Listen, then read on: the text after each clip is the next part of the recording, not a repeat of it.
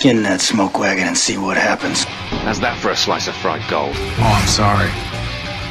I didn't know how this machine worked. It seems to run on some form of electricity. And it was wrong. It was a bad call, Ripley. It was a bad call. Bad call. Some are good for fighting, others for dying.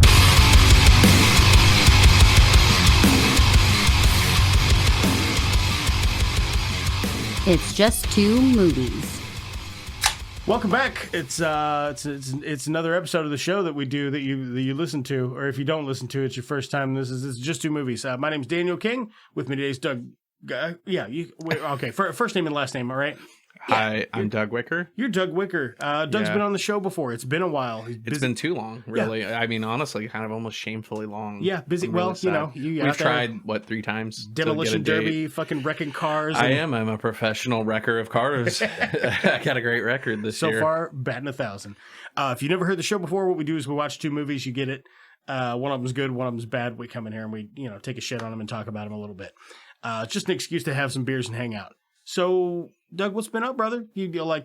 What's shaking with you? Working a lot, just trying to get shit made. That's the cop-out answer, though. What else? What else is up with you?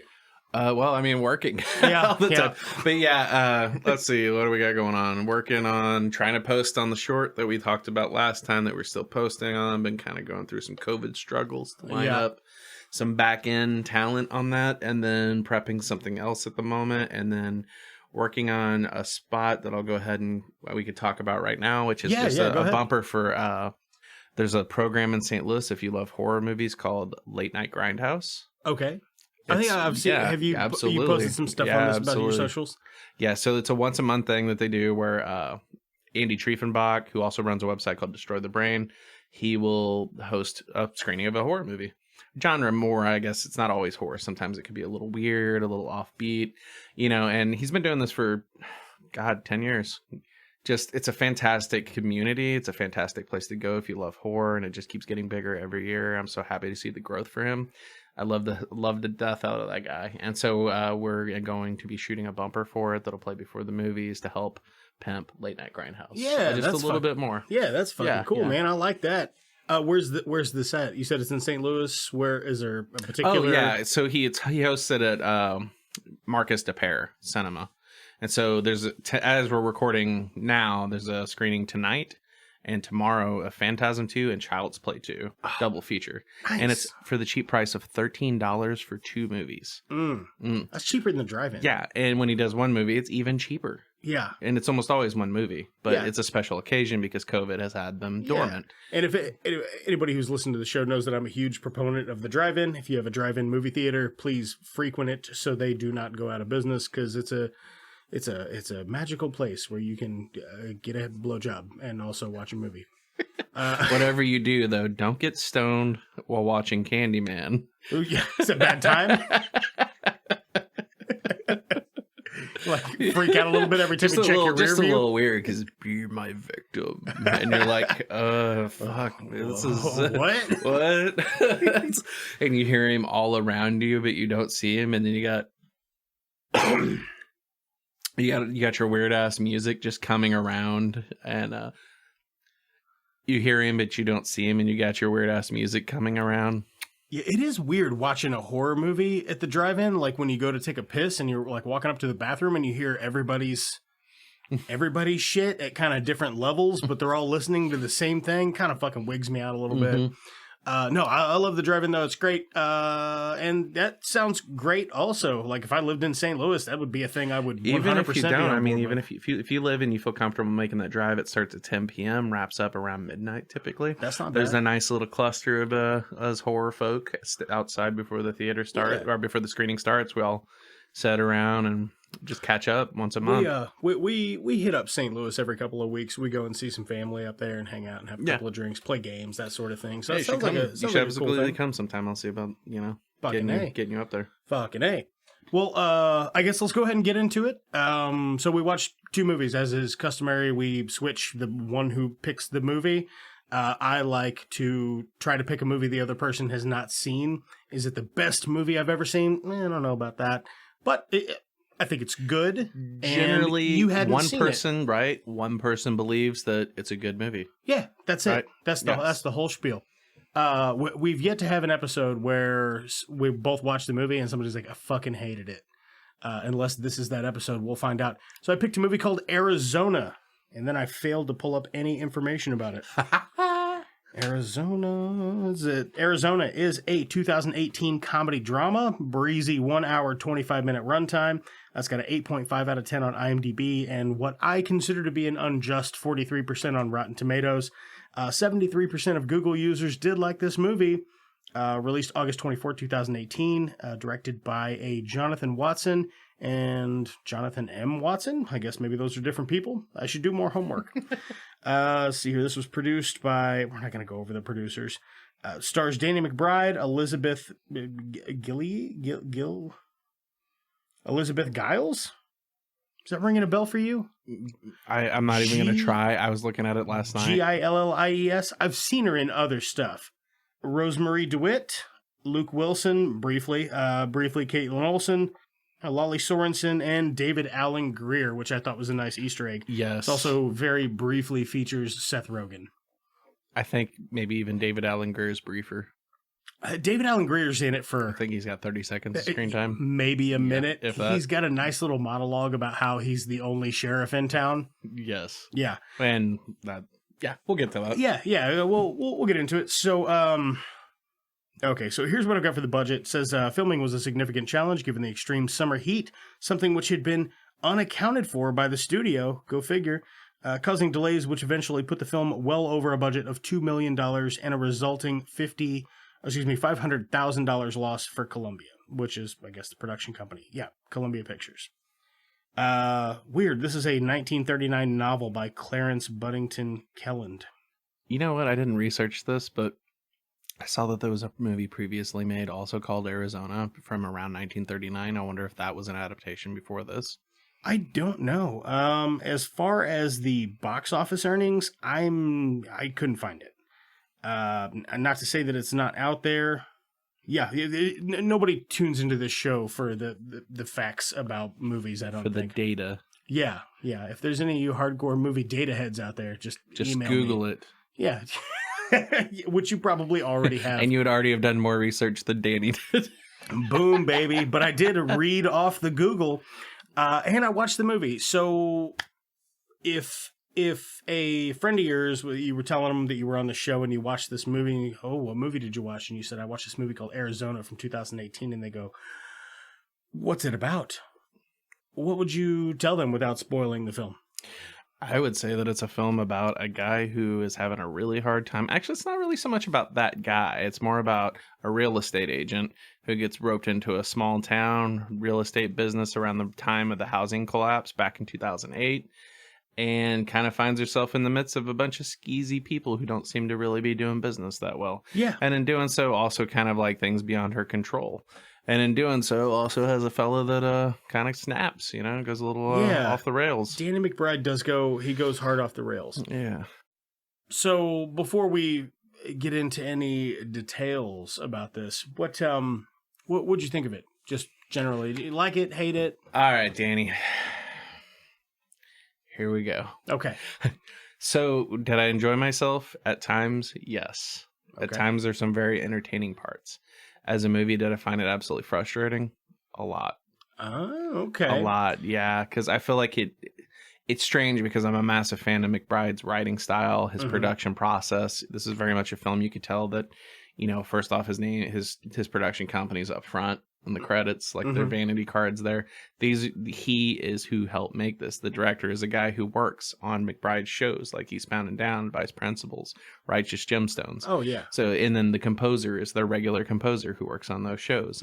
Like the whole network, Jody Hill, David Gordon Green, like all his crew made this movie. I know those people. Yeah. So with that said, I mean, it's like I always have found it fascinating, like, how Eastbound and Down, Vice Principals, Righteous Gemstones, like all those things, stuff. Just want to make sure that we're on the same page. All those properties that you just mentioned are all better than this. Absolutely. And I absolutely. 100% agree with you. Absolutely. And, but to that point, they feel like they handle tone really well. Mm-hmm. They shift from like really, really dark material to really funny material sometimes within a scene. Mm-hmm. They pull it off exceptionally well. This movie failed to deliver that. I think it had a really hard time like trying to pivoting tone back and forth. There was so many spots where it's like, it tries to just embrace being a thriller when it should be in a thriller, but then you have moments of like comedy that aren't really providing levity. Yeah. So, some of it doesn't exactly fit the... Oh, so just briefly, so everybody else knows what we're talking about. This is post when the housing bubble popped in the U.S., so this is a bunch of people in a really nice subdivision. When I say a bunch of people, I mean like 5. Yeah. They have recently found out that their houses are worthless. So they're upside down on all their loans. Danny McBride is one of these individuals. Yes. Our main character, Rosemarie DeWitt, plays Cassie. Yes. Cassie's a realtor. Yeah. So she goes to work. She works for Seth Rogen. They're having a little bit of a conversation. Danny McBride comes in. She steps out because she's taking a phone call. And Danny McBride and Seth Rogen have a heated argument. Danny McBride pushes him off a banister, and he fucking dies. He notices her witness the murder, so he comes in and clocks her and kidnaps her, essentially. And then, that's where you get the catalyst for the rest of the story. He's got her at his house, which is a super fucking rad house. It's just in a shithole subdivision. In a shithole town. In a shithole town that's everything's not worth any money. And there are some funny bits in there. But some of it, I would have liked the characterization of Danny McBride's character a little more, because they almost kind of leaned into... They were like...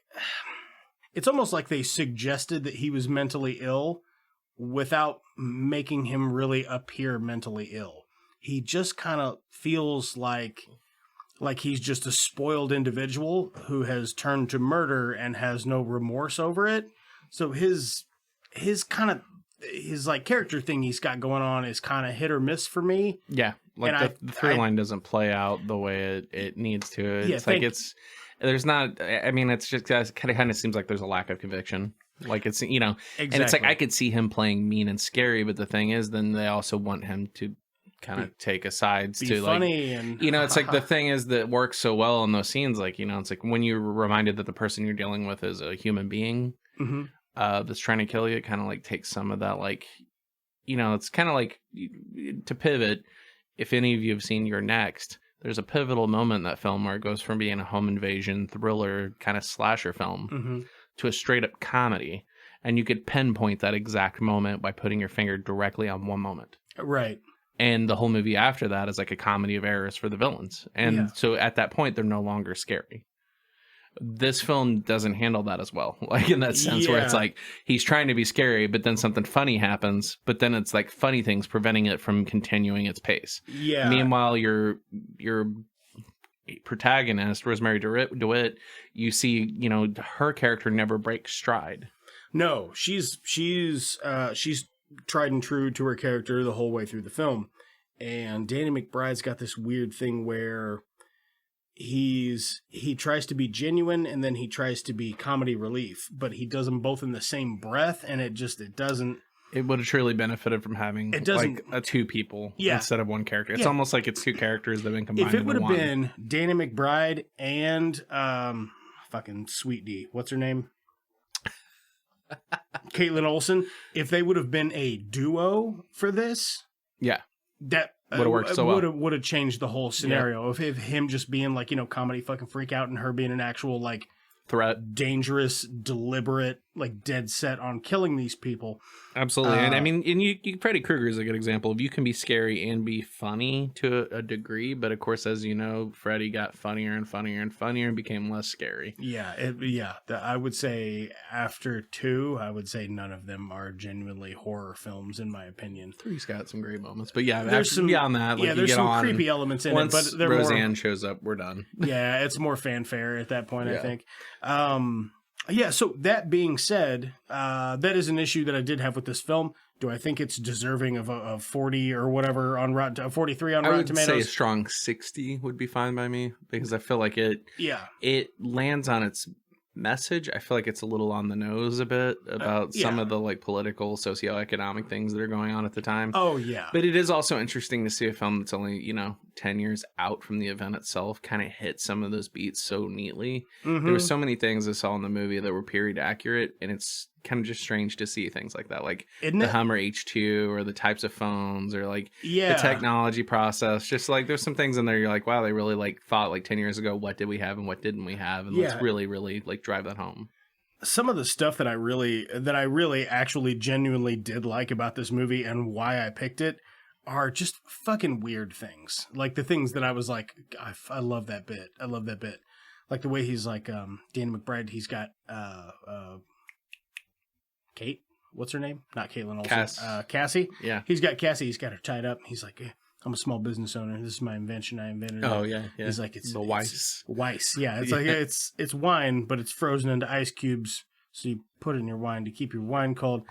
Just stupid shit like that. I'm like, that's really funny. The best material in that movie, I think, is that sequence of her being hostage to him.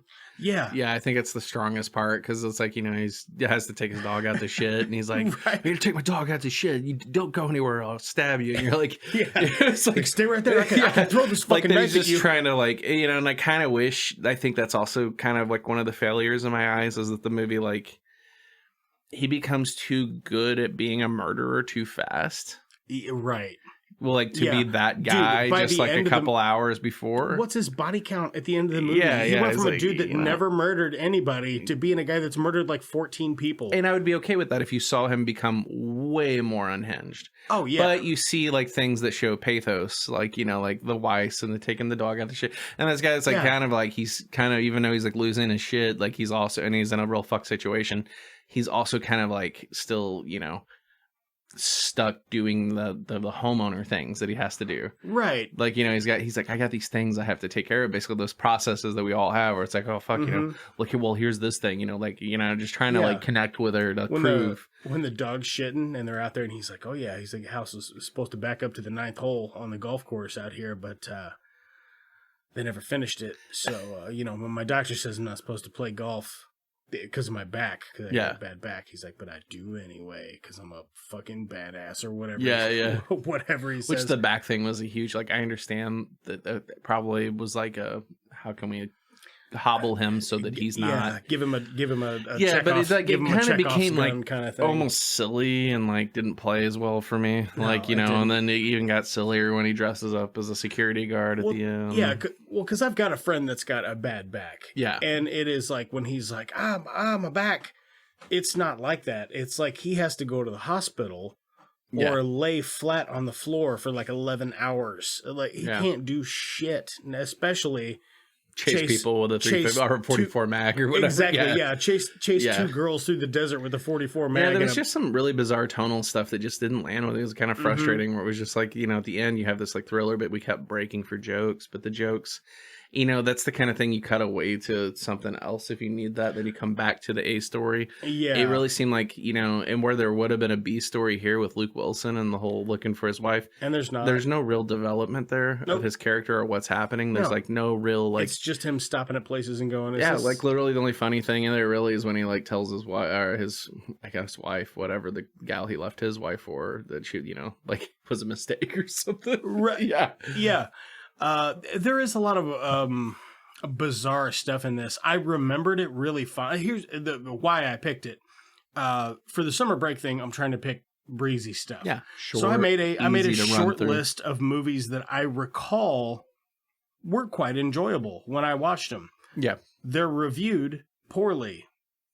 What was it good? Because Birdman and I had talked about doing another smaller show called what were we going to call it? Like, did this age well, or was this bad, or something? Where we just like check out old things that we remember fondly to ruin them, mostly. Yeah, that essentially was the tone of this. I'm like, I remember watching this movie and looking it up because I Google everything I watch because I'm an idiot. Yeah, and I do the same thing. Yeah, I exactly. spend too much time like reading research, like just like researching whatever the thing is. Yeah, I watched the movie and I was like, man, weird. I don't ever remember this getting a theatrical release because I don't think it did. Certainly not around here.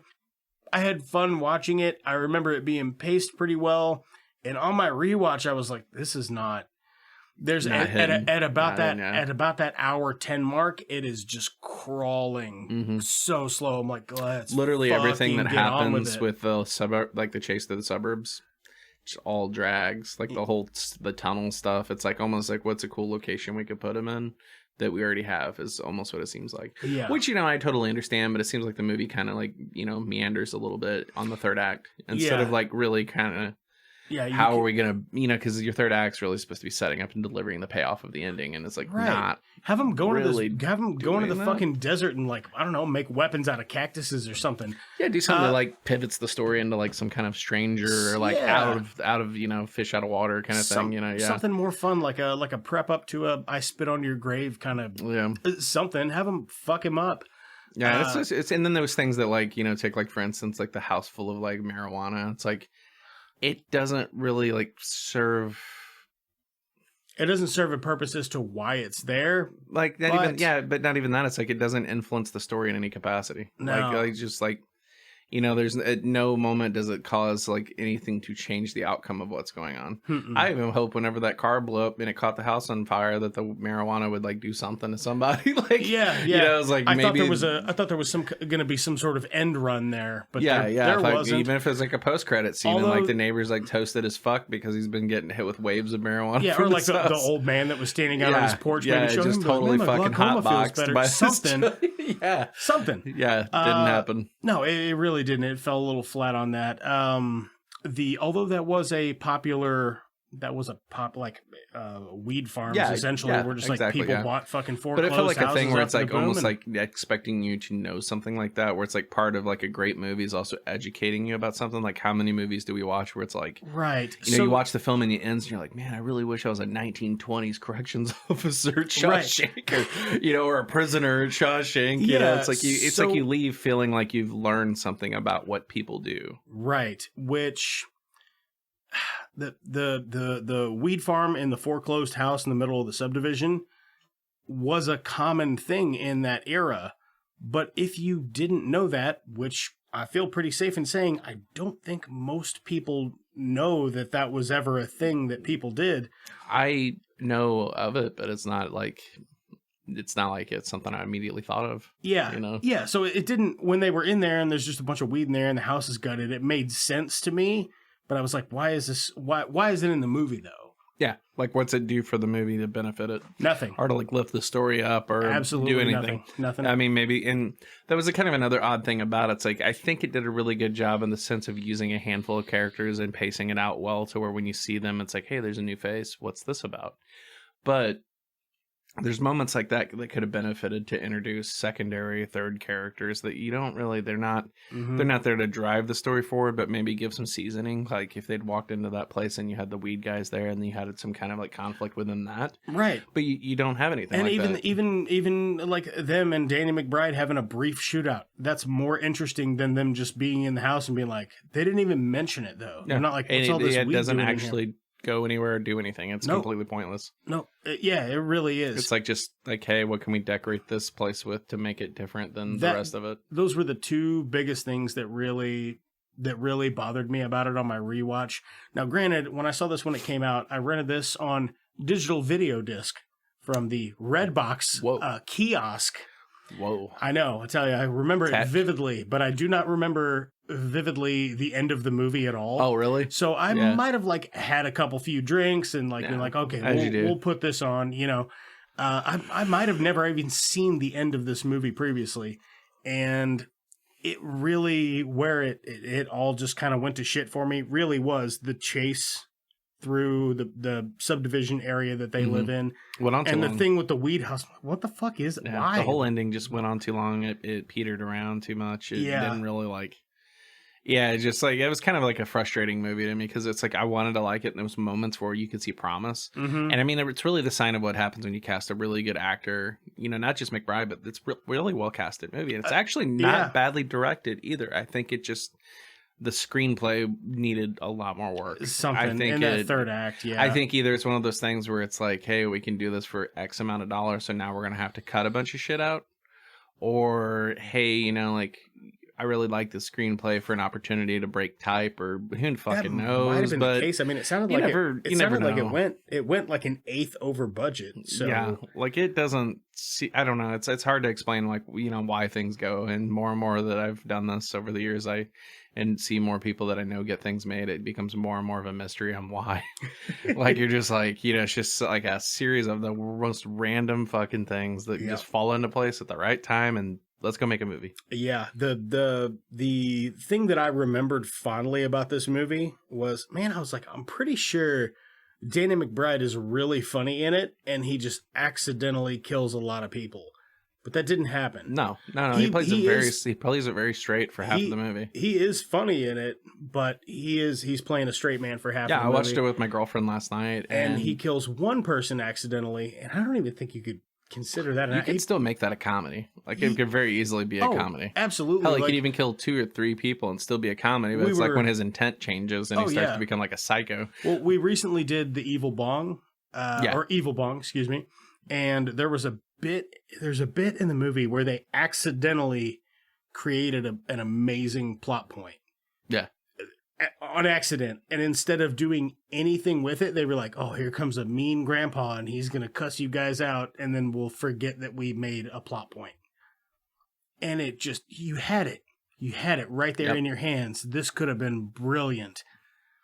Or at least entertaining. Yeah, could have been great. Without, I mean, just being like... Still making Evil Bong. Yeah, oh, I bet they are. Yeah, they're working on Evil Bong 47 right now. I bet they are. Yeah, but absolutely. That's amazing what you can get from potheads, isn't it? I tell you, man. Well, I watched the whole movie on the premise. I was like, I hope this isn't just a bunch of people being stoned and laughing at the fact, how stoned are you, man?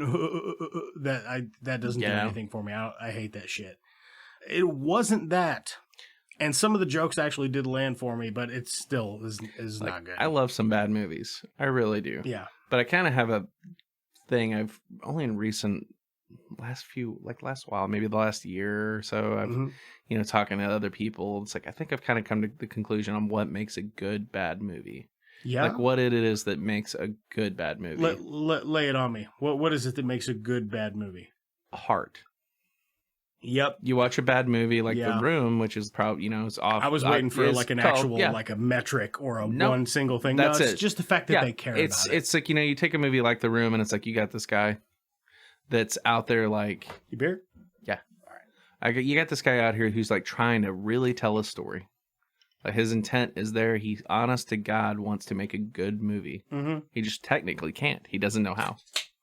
Oh, leave that crisp in there. Leave that little... Crispy, like really nice little. What's that? Cut all of this out. No, carry on, please. Anyway, yeah. So what makes a bad movie is heart. Like if the filmmaker sets out because they really have to tell the story and they care about the story, you get movies like The Room, which is the Citizen Kane of bad movies.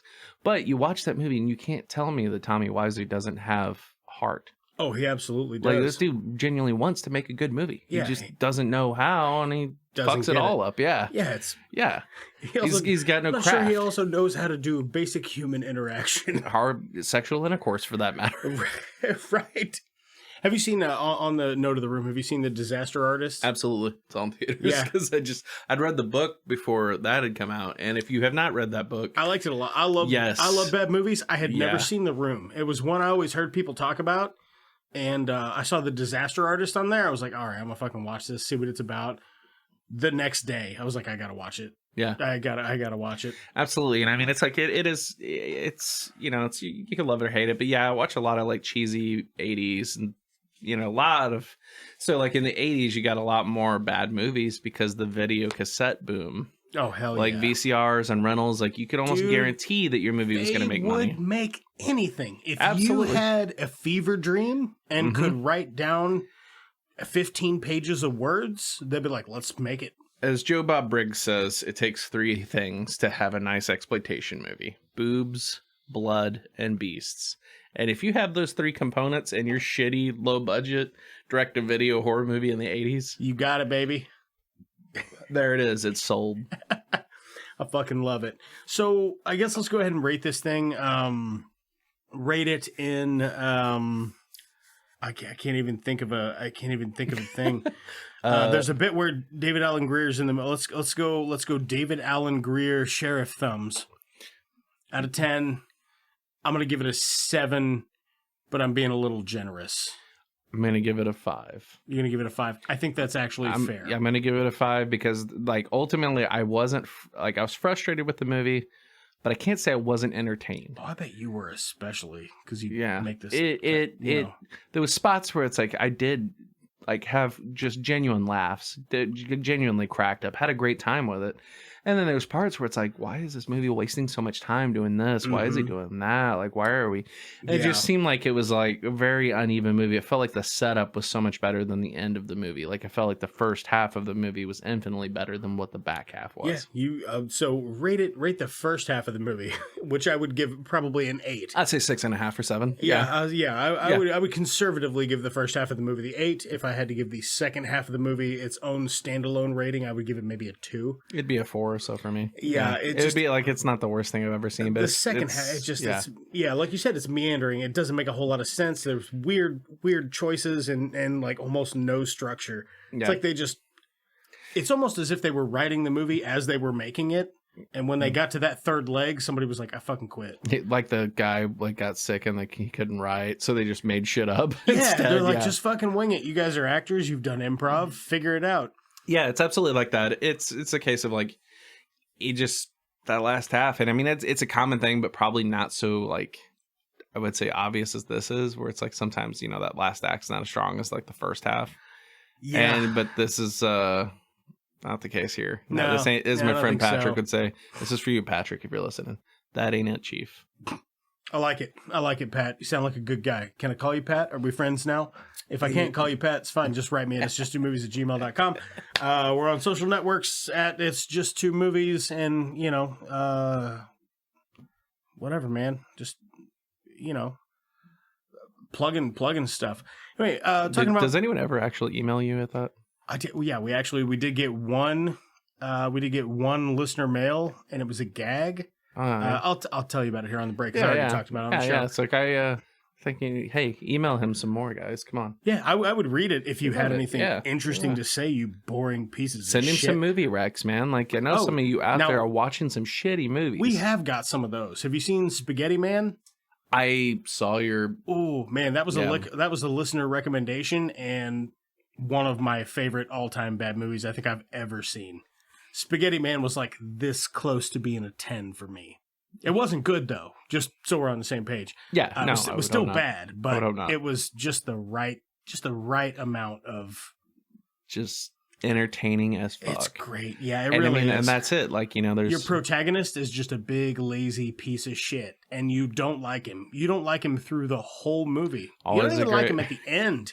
Always a great way to make a movie. Let's make someone no one likes. He doesn't even have a character arc, but the other people in the movie do, and seeing him and just interact with him and staying on his plane. This is an audio platform, but people can't see the Danny. Yeah, I was doing the fisting pantomime, going to the elbow. Yeah. If you're a vet, you know what I'm talking about when you go to give a horse prophylactic.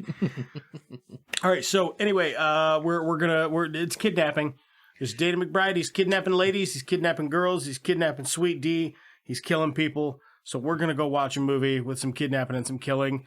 And you brought this up. You're like, oh, it would be a good tie-in because of the kidnapping.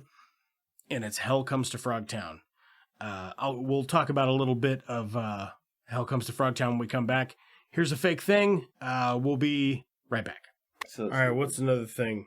All right. We still haven't done P-Undies. Bam, bam, bam. Tinkle, tinkle, tinkle, tinkle, tinkle. Bam, bam, bam. Tinkle, sprinkle in my undies. Bam, bam, bam. Hi, I'm Daniel King from It's Just Two Movies. And you know what? I wear P-Undies. Yeah? They're the only undies you can just straight up piss yourself in. P-Undies? Yeah. I've heard those are very comfortable. Yeah. Well, you should try them, man. I will. Fast forward to 3 weeks later. Oh, hey, Birdman. Hey, Daniel King from It's Just Two Movies, the podcast. Hey, man. I love PeeUndies. I've never been able to soil a pair of underwear more than I have in PeeUndies. Right? It's perfect. Now, if you use the coupon code Piss Yourself 2021, you can get 85% off your first pair of PeeUndies. $69.99 $69.99 plus shipping. plus $55 shipping. $12.99. Which one is it? I thought we agreed on It's $59.99. the first one plus the second one. It's gonna both of them. It's gonna confuse people though. It's both of them. No, they got it. I guess they'll order it. People can get confused. Fuck those people. I'll piss in their underwear. PeeUndies. That's Just Two Movies at PeeUndies.com. A Kellogg's company. That's not a real coupon if that is a real website, which it probably is.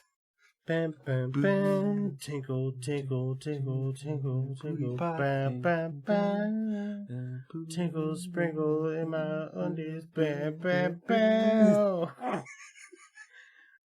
Special thanks to Brad Sexton for our jams. Please check out his latest project at suns.bandcamp.com. That is sunds.bandcamp.com. Thanks to Lamplighter Productions for our artwork. Please check out more of their stuff on Instagram at lamplighter_productions_IL. First time listener, we're anywhere podcasts are found. But if you don't subscribe to any of those services, listen to the show for free on our website. It's just the number 2, movies.buzzsprout.com. That's it's just 2movies.buzzsprout.com. Want to get in touch with the show? Email us at itsjust2movies@gmail.com or find us on Twitter or Instagram at itsjust2movies. Want to support the show? Great. Leave a like, comment, or subscribe on whatever platform tickles your fancy. And one last thank you to our editor, head writer, producer, and host. Those are all me. So anyway, back to the show. We're back. I was about to talk about a thing. Have been on the air for a couple of minutes. We're back now, though. I was about to talk about a thing that I want to talk about in a later segment. Yes. So we'll press pause on that. We watched Hell Comes to Frogtown. This is my third viewing. I don't know, how many times have you seen Hell Comes to Frogtown? Probably about 3. Yeah. I would imagine everybody else that's listening, their view count on Hell Comes to Frogtown is probably closer to 0. That would be a fair guess. And if it's not 0, it's probably more than once. Right. This is a take it or leave it movie. Yeah, this is if you've seen it once, you've seen it 100 times. Mm-hmm. Okay, so we'll get some of this stuff out of the way. Hell Comes to Frogtown. Oh shit, it's a film series. Hell Comes to Frogtown 1. I actually only discovered that because of you, Danny. I did not know there was more than series? one. I thought there was just the one. I knew there was a 2, but I didn't know there was more than that. Well, when you said there's 2, I'm like, you know what? Now I kind of remember something, but I really it's kind of like, you forget there's sometimes there's like sequels to movies like 20 years later, like Carrie 2, The Rage. Oh, yeah, like, people for sure. forget this shit. It's like way after American Werewolf in Paris. Like, these are sequels like you just like no one wanted and no one took, and they're like way after the fact. Dude, American Werewolf in Paris we'll feature that here. That sometime. should be one of your bad movies. Yeah, it will for sure. Hell Comes to Frogtown is a 1988 sci-fi apocalyptic and post-apocalyptic fiction.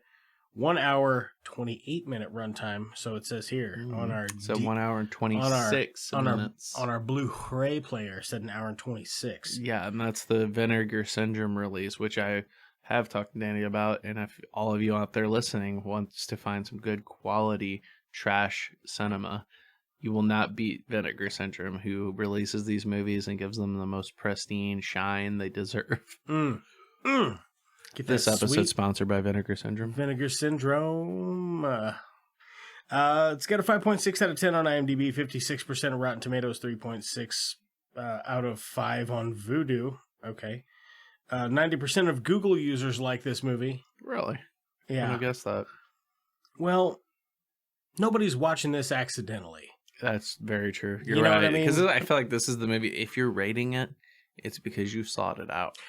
And if you sought it out, it's because someone pitched it to you and you said, a man wearing a garter belt who's the only fertile man in the world who must seed many, many women while rescuing them from a frog-infested town. He's got to fuck the human race back to where it's got one man numbers. bandit. Yeah, he's got. Yeah, they're all gonna be fucking like he's half fucking, brothers. He is out there. He is out there, fucking throwing ropes for freedom and justice. And liberty and for mankind. For the American way. For the American way. He's out in the wasteland just throwing ropes. Yeah. Just fucking. Just tossing ropes. Just fucking. Just hucking them. Rope just hucking them. Catch him. He's even throwing ropes at frog ladies. He don't give a fuck. Yep. No, it's great though. I mean, that's what you're getting. You're getting post-apocalyptic U.S. desert wasteland.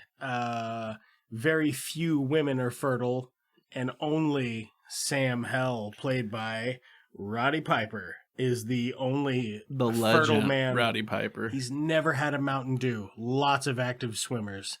He's very, very fertile. He's never sat on a cell phone for too long. No, and I mean we could go over some of the other cast here, but so the weirdest thing I find is that this movie came out the same year as the other great Roddy Piper movie, which is They Live.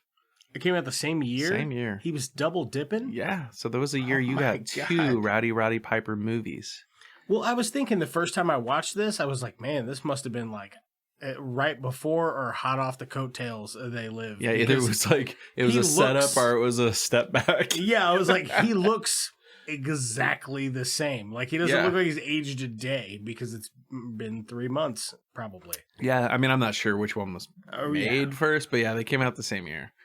But yeah, it's just one of those movies I'd heard about for a really long time. A friend of mine, Steve Francis, he, I don't know if you know Steve, but he told me about it like 10 years ago. I was like, you ever see Holocaust Comes to Frogtown? At that time, it was so much harder to find.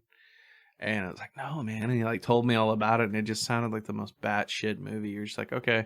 So this is a thing. This guy gets kidnapped by the military to go. Everybody's super horny. So yeah, it's super horny, and it's strange because like we were talking about, the horniness never crosses a line.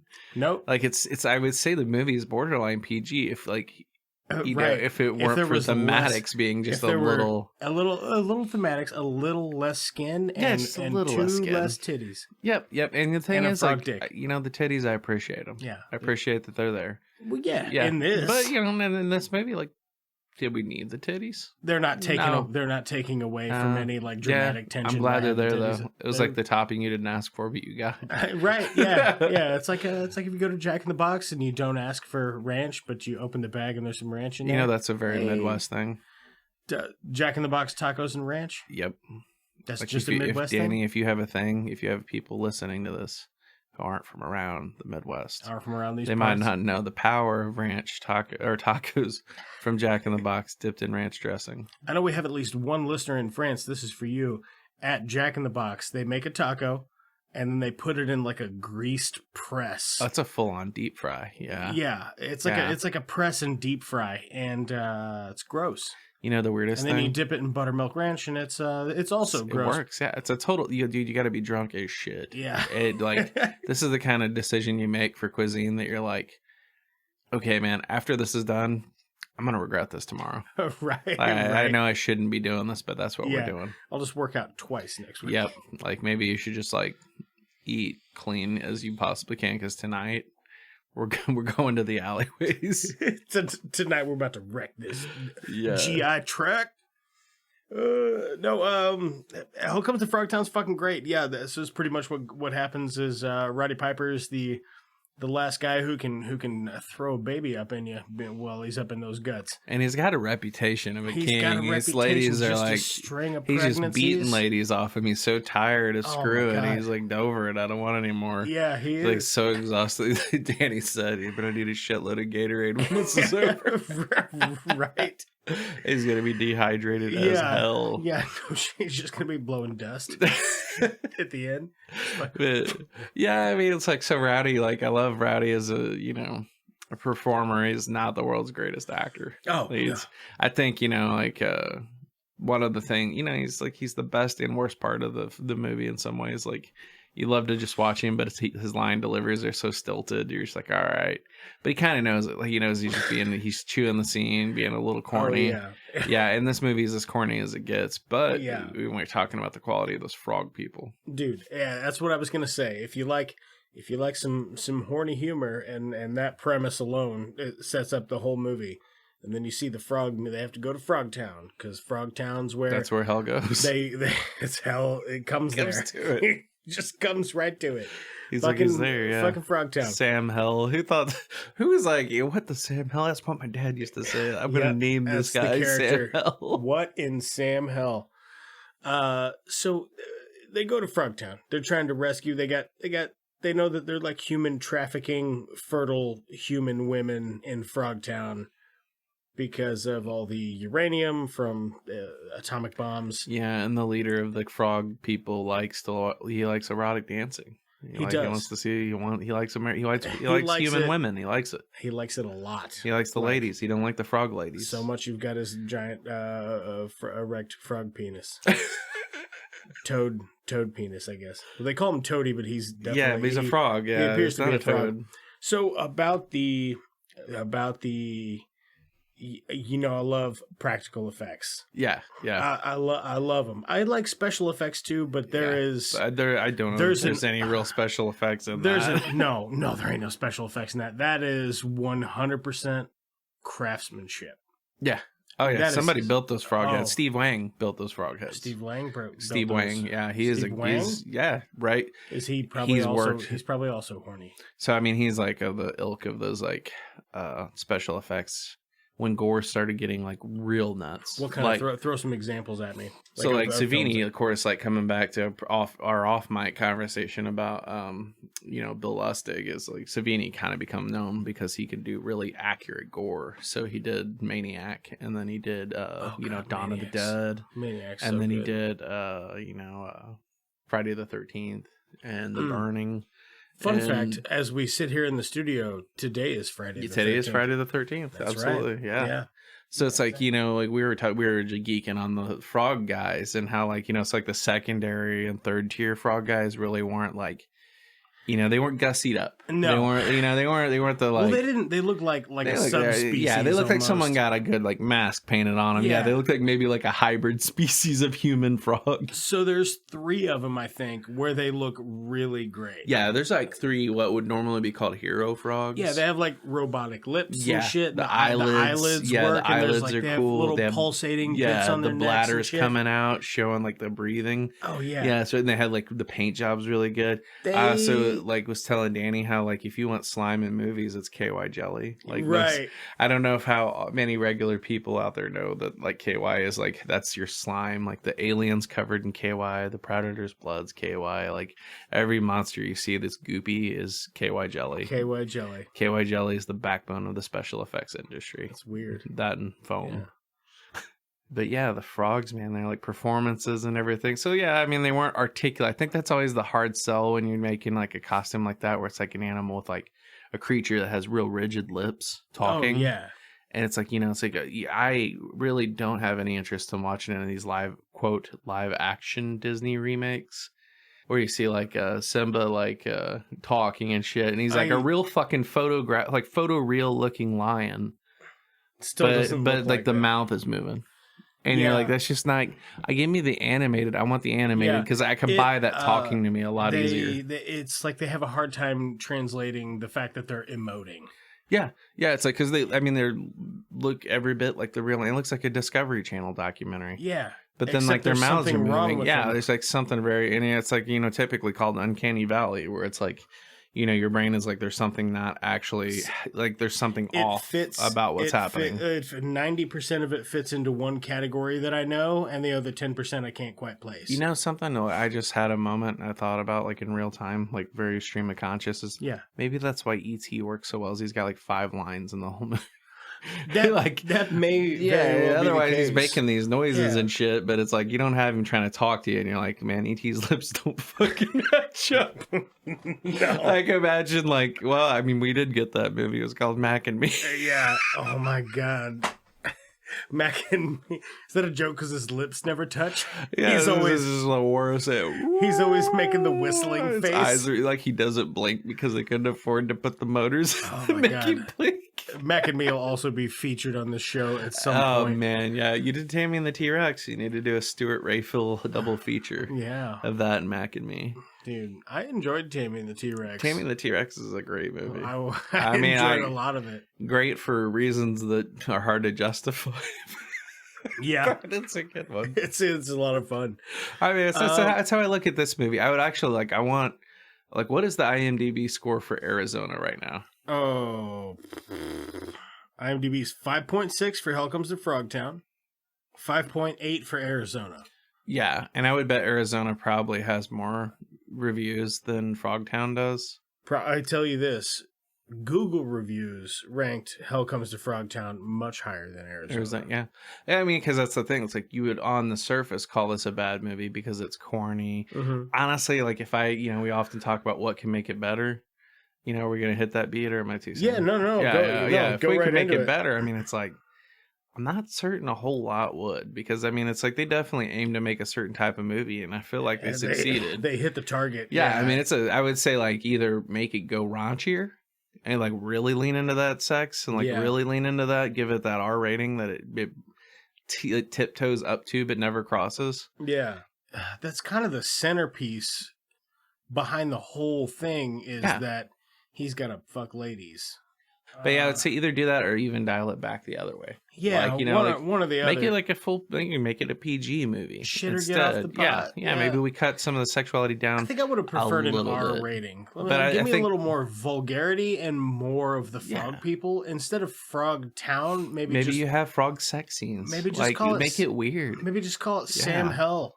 It's a totally weird movie. Sam Hell and the Frogpocalypse. Imagine like when he goes in there to like meet the frog guy, Toady.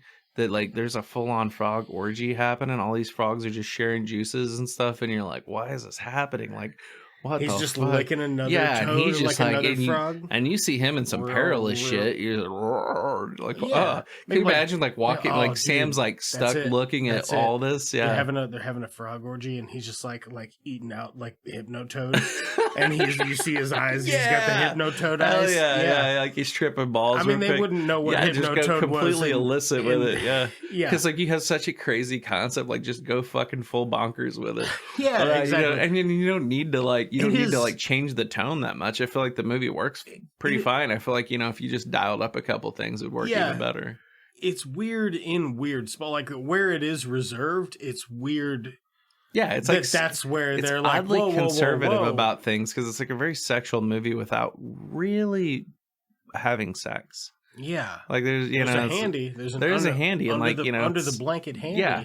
And it's like it would be funnier to even play up the frustration of Sam Hell during that time. Like he's way more into it because like he bats these girls off. Imagine if he was into it more and it just kept backfiring on him. Right, like he had to go. Like when he ran to get away. Yeah, he's got like an explosive proximity chastity belt on. Yeah, that has a flap where he can take a piss or whatever.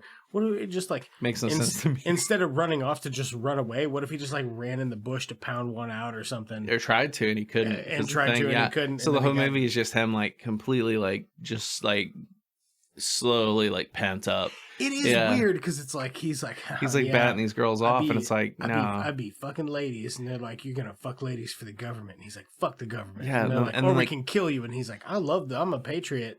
Yeah, and then they're like, all right, it's time to fuck the ladies. He's like, I don't want to fuck the ladies. Yeah, absolutely. It's like real weird. Yeah, and every single woman at some point throws themselves at Sam, and it's like he bats them all away, and it's like. Who are you, sir? Like to bat away, like you just got done talking about how you're willing to do this for your country, and now all of a sudden you have standards that didn't exist at the beginning. Also, you just banged a bunch of ladies. Yeah, you did it. Why all of a sudden you have rules other than maybe he has an anti-authority thing? He does say he hates cops at the beginning. Oh, does he? I kind of wonder if there's an anti-authority. Like, you should learn to take things more seriously. He's like, I did. Yeah, and then the bombs went off. Exactly. Yeah. So it's like, I kind of wonder if maybe like he's just kind of like, oh, you're in charge. Now I don't want to bang you. If you went to Frogtown, what do you think, like, what kind of businesses do you think are on the main drag of Frogtown? Clearly making some kind of weird ass beer that like nobody likes. Is one of them. They make that like, I don't know, it's like fucking frog slime. Probably wine or paying something. people to lick the Hypnotoad. Right. Yeah, like here they come up, they give you $5, they lick the Hypnotoad, and they trip balls for the rest of the day. That'd be super kind of weird. That'd be like if you had a coworker. I like the orgy. I like the orgy. I idea. love the orgy. He's just eating them out. His fucking eyes are like whoa, whoa, whoa. But I mean, that would be like being like going down to the store, like some person like on the sidewalk. If you lick them, that makes you trip. You know, like just some random dude. I can just see like the Hypnotoad guy, but he's like real straight laced. Yeah. It's just And like he's you're like, walking. "God, You're like fucking walking get off into the me." grocery store, and it's like, oh yeah, there's Bobby, man. If you pay him $5, I'll let you lick him. He'll trip balls. I can see like a twisted version of it where he's like, yeah, man, come on behind the block. And he just takes his dick out. And you're like, whoa, man. And he's like, no, that's the deal. It's me. Yeah. And you finish up and you're fucking tripping balls. And he's like, my name's Jeff. And he zips a different guy. So that'd be $20. Right.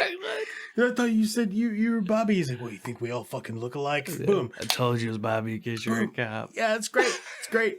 My name's Frankie. You just suck my dick, you fucking drug addict piece of shit. And then he's a rogue cop and he fucking kills him in the gutter. Oh. But yeah, I mean, I think the editing can be just a tad tighter. One thing I would do if I had to do something to clean this up a little bit is dialogue in the car. Yeah. There's a lot of dialogue in the car, but there's also a lot of... It doesn't feel like a conversation. It feels like, I need to tell you this so your character knows it. Total My character exposition, acknowledges the thing that your character just said. Yeah. Well, that's good. Let's talk about another thing I need your character to acknowledge. It's more exposition than it is a conversation. But it could be a conversation, but there's a lot of dead air and the car's real rattly because sound's hard to do. What the fuck are you going to do? Yeah. It's not bad, but I'm This- like, if I had to nitpick it. Although your Mad Max Fury Road correlation like stuck in my brain the whole time when in the car. When that old guy's dying in the Like, car, I was like, yeah, it's and Fury like Road, baby. it's like all the brides hanging out, and I'm like, oh my god, like it is Fury Road. It's like you almost do like that thing where they put the wrong name for the wrong movie over top of the different image. Froggy you could do Road. that. People would be like, oh shit. No, you just put Fury Road, but you put Frogtown's images. Oh, yeah. Froggy Road. It goes to hell. But yeah, I mean, it's like I actually quite like this movie, and that's why I was wanting you to look at that. I kind of was interested in seeing like which one's actually the bad movie this round. It's a total plot twist. Yeah, Some M. Night Shyamalan, write me a check. I think so. I think it's gonna be the previous one. If I had to give this 10 frog thumbs for being a bad movie, no. Frog dick thumbs. So Yes. giant. They're humongous. Yeah. They have the bladders in them. 10 so thumbs. swelling. They've got air bladders in them, so they're swelling pulsating. up. No, I would give this a 9.5. This is damn near a 10 for me. Yeah, as a bad movie, it's a total like I would say 2. Like it's not even like as a bad movie. It's not a bad movie. I'd say like as a. So what's your level of enjoyment? Oh, I would total 7. For this. Yeah. Like I would give this a 7, and it's so funny because you look at the package of these two movies together. Like you're like, here's what we're watching. You said, we're watching Arizona, and I was like, okay, kidnapping. Going through a list of like what would be considered bad movies by like the mainstream. Like if you were to put these two movies side by side in a box office, like which one on a Friday night you think is gonna have a crowd? The Danny McBride high concept comedy thriller, or the really weird ass Roddy Piper sex caper? Like which one with frog people? Like which one do you think's gonna fill seats? It's like I definitely don't know that many people watching this, on TNT on a Thursday night. No, you know what I mean? No. So like I said, like nobody put this on accident. Yeah, and it's not nobody to was say, like, hey, hun, have you ever heard of this one? Yeah, like no, I haven't. No, the name says it all. You want to watch it? Yeah, I suppose we'll take a peek. Yeah, they're not gonna they're gonna what the fuck, and they'll look at him like, okay, this is weird. I'm into this. Yeah. Oh, dude. Whereas like Arizona, you look at it and you're like, okay. But, all the things considered in defense of Arizona, though, that was, they didn't really set out to set the world on fire making that. It's a real small movie. The reason that I probably ever watched this in the first place was more than likely a situation of there's nothing else out. Yeah. There's another segment of the show. We're going to do it. Okay.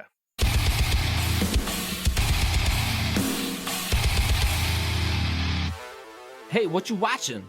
There we go. Put the sting in. There it is. What else you been watching, man? Yes, so I'll lead you in while you're looking stuff up. I watched Pig. How was it? I loved That's it. really high on my. I loved it. I could walk in the other room and watch it again now. Outstanding. I've heard it's exceptional.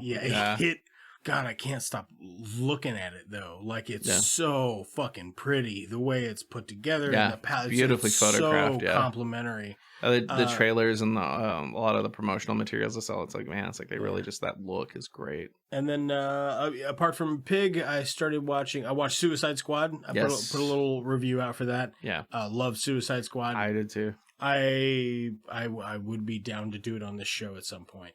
What have you been getting into? So I watched Suicide Squad as you did too. I'm an old school, long time gun fan. Yeah. You know, like really happy with how I'm happy for that dude. You know, like I'm glad to see him getting like, you know, not only be like being able to make movies that are, you know, defining generations, you know, kids finding them, you know, like just really making an impact on the world. Cause it's like, you know, I remember watching Slither and loving the crap out of it. Like just, you know, like thought it was just gun sensibility. I mean, he is from St. Louis, but his humor and sensibility is, you know, like he hits those like that dark humor for me so well. Yeah. And his writing does have that similar, like it just has that really great, like sense of comedy, but also like demented and goes places that, you know, really aren't necessarily, you know, acceptable or PC. Right. And, you know, like, and then he kind of got off on the rails doing some shorts and stuff that were pretty raunchy and like really, you know, definitely not PC. In fact, you can't find some of them now. I don't care. Make the shit you want to make.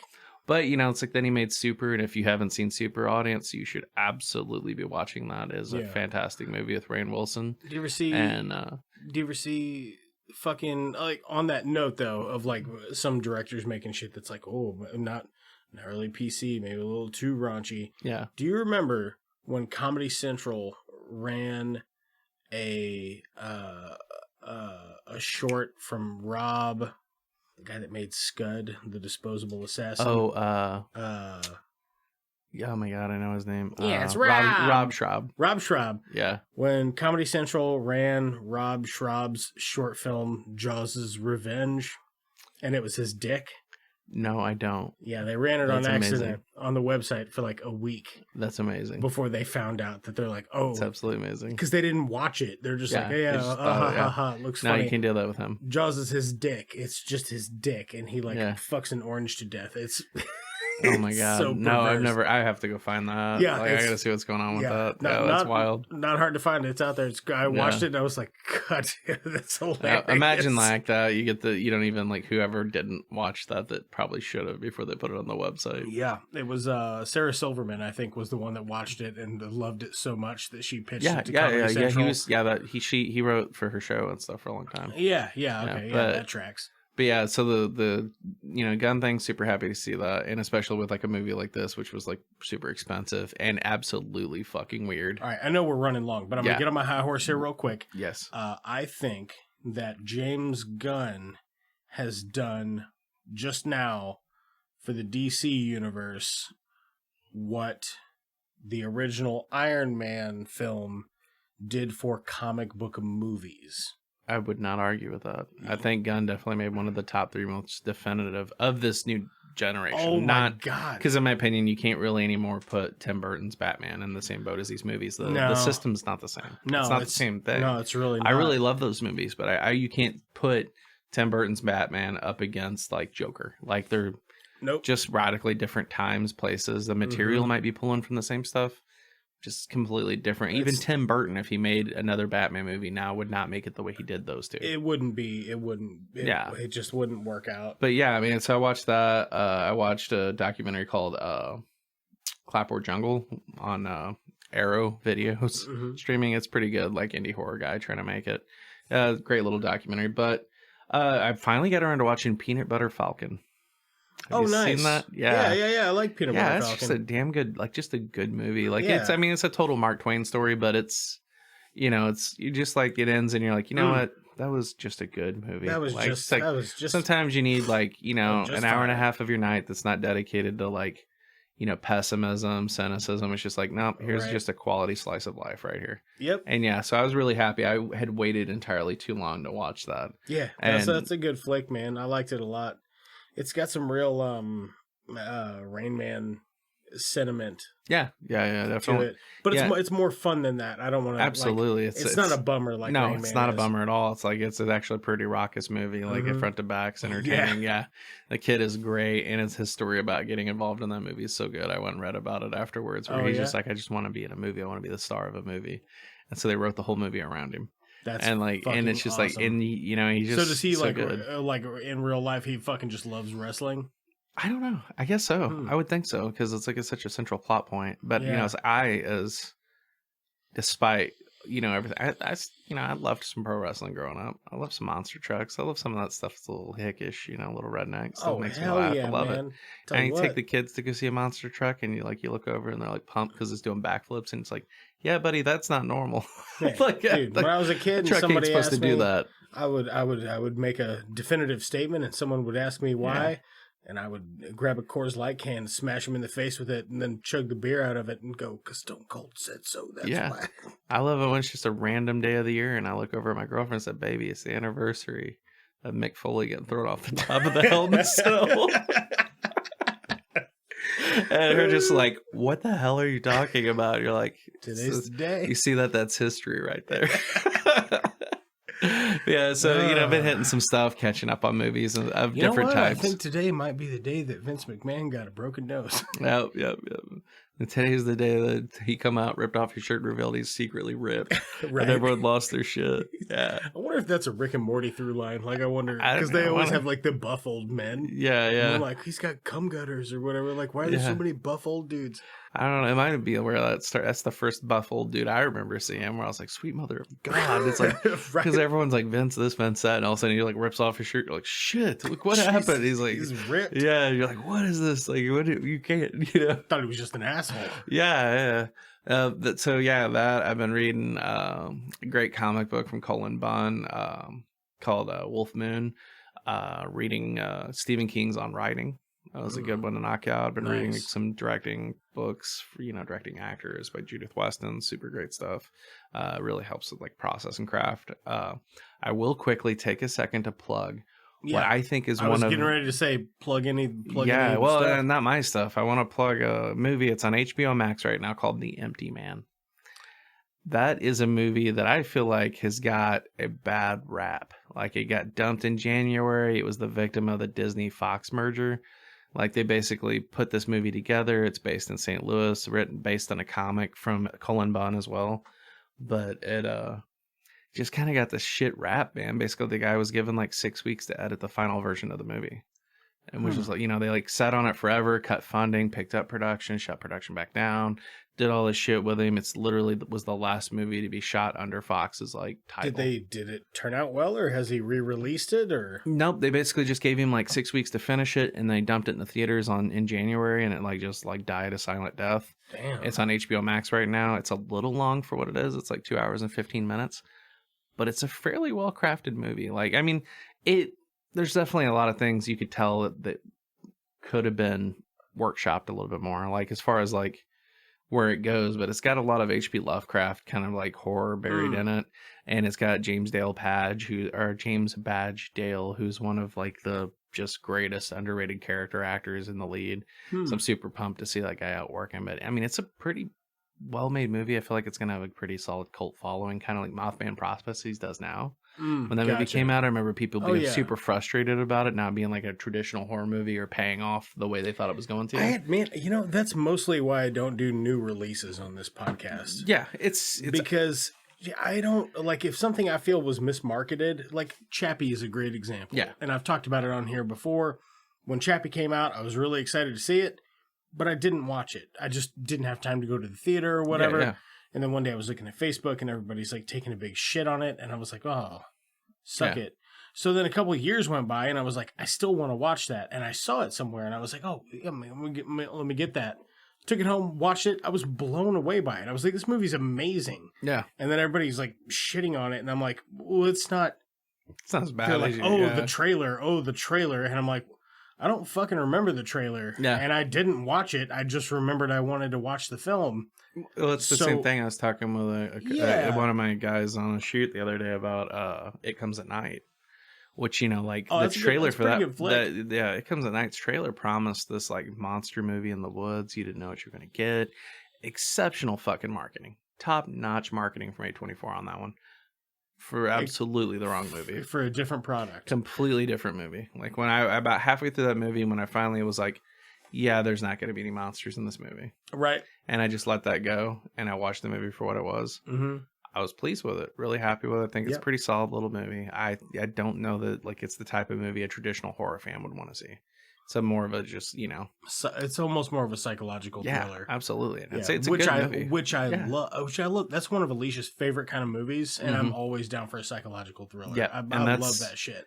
But is there anything you want to anything plug? I got going on? No, just come to Late Night Grindhouse, watch this bumper we're working on. Got a couple short films in the pipeline. Stuff usually takes a little while to make. Mm-hmm. We'll see. Yeah. Follow me on Instagram at Douglas Wicker. Same as on Twitter. Follow Danny King at It's Just Two Movies. Okay, well that's it for us. And if there's one thing you can expect, it's that we'll always have great time. You guys aren't going to start sucking each other's dicks, are you? Let's call that gold talk! We're a one-eyed Batman! Can I make a suggestion that doesn't involve violence? Or is this the wrong crowd? Maybe we should call in a bomb threat to Houston. I think it's free beer night at the Astrodome. The Jedi, Bob, we don't fight with guns, we fight with our mind. Cousin, business is booming. That is one big pile of shit. Jog on.